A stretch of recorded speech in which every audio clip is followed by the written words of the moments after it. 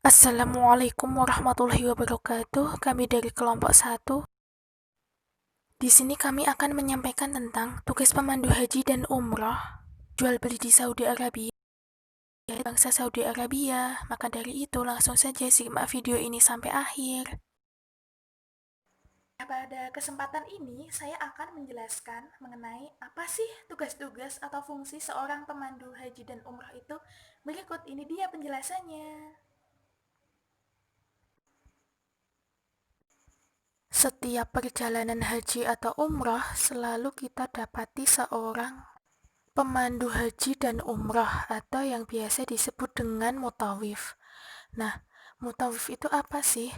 Mutawif itu adalah pemandu haji atau umroh agar perjalanan ibadah di tanah suci dapat berjalan dengan lancar.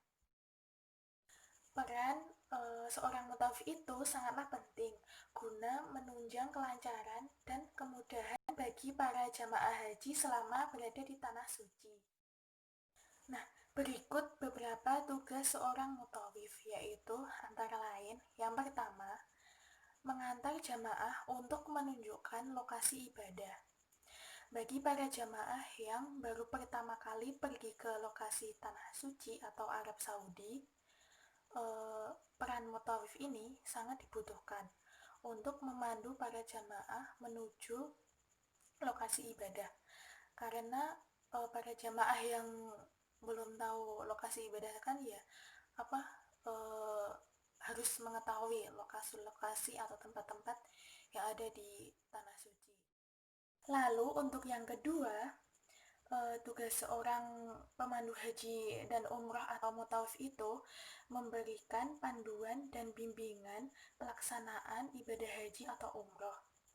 Jadi tugas utama mutawif itu yaitu memberikan panduan atau bimbingan kepada jamaah haji atau umroh selama mereka melaksanakan ibadah di sana. Yang ketiga, mengantar jamaah ke tempat perbelanjaan. Tugas mutawif itu juga untuk mengantar jamaah menuju tempat atau pusat perbelanjaan, sehingga para jamaah tidak kebingungan saat ingin berbelanja di sana. Yang keempat, membantu para jamaah yang tersesat ketika mereka tidak tahu jalan arah. Yang kelima, membantu menyelesaikan masalah jamaah yang terjadi selama mereka di tanah suci.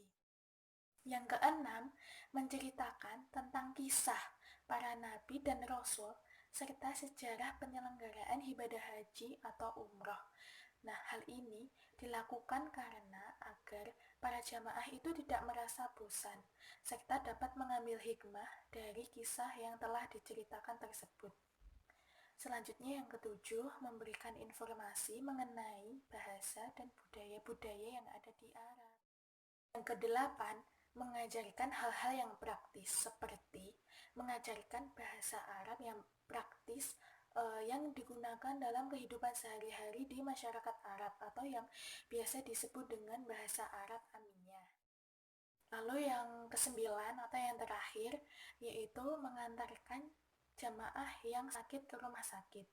Nah, jika ada jamaah yang mengalami sakit, maka tugas seorang mutawif atau pemandu haji dan umroh itu mengantarkan jamaah yang sakit tersebut ke rumah sakit untuk mendapatkan perawatan dan pengobatan di sana. Assalamualaikum warahmatullahi wabarakatuh. Alhamdulillah, pada kesempatan kali ini saya akan menyampaikan tentang kebiasaan atau adat istiadat di Arab Saudi. Nah, mengingat Arab Saudi adalah negara terbesar kelima di Asia secara geografis. Arab Saudi juga menjadi tempat ibadah haji dan umroh bagi umat Islam. Nah, apa saja sih kebiasaan atau adat istiadat bangsa Arab Saudi? Yuk kita simak. Yang pertama, terdapat budaya mujamalah atau basa-basi. Orang Arab berbicara secara langsung. Contohnya saat kita melakukan transaksi jual beli. Di saat kita membeli barang, sering penjual menolak bayaran kita sambil tersenyum. Itu tandanya hanya basa-basi. Ketika kita mengetahui budaya ini, sudah sewajarnya kita membayar sesuai harga yang tertera atau yang telah disepakati. Yang kedua, bersuara keras dalam berbicara. Orang Arab terbiasa bersuara keras untuk mengekspresikan kekuatan atau ketulusannya. Sayangnya, suara keras mereka sering ditafsirkan sebagai kemarahan oleh orang Indonesia. Contohnya, petugas Saudi Arabia ketika memeriksa paspor akan kelihatan marah, padahal tidak. Yang ketiga, jika bertemu dengan orang yang akrab, mereka berpelukan. Budaya ini artinya saling menghormati. Orang Arab merupakan orang yang ramah dan hangat. Juga sebaliknya, ketika bertemu dengan orang lain, mereka mengharapkan hal yang sama.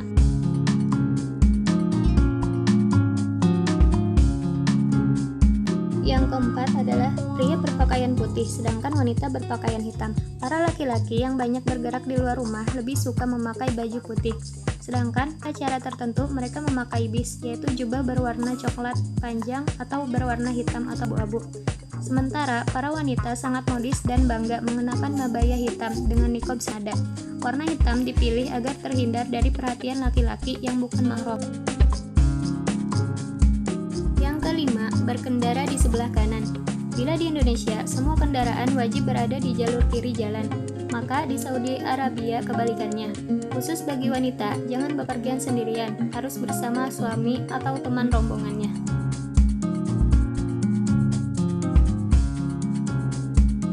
Dan yang keenam, wanita adalah privasi.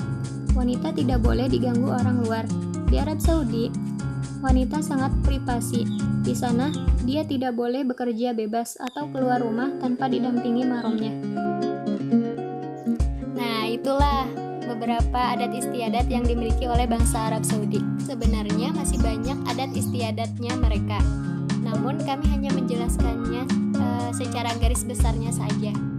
Semoga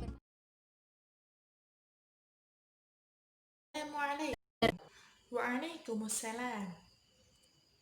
فيه دقيق فيه كم كيلو 8000 روبية طيب أدني دقيق إيشاني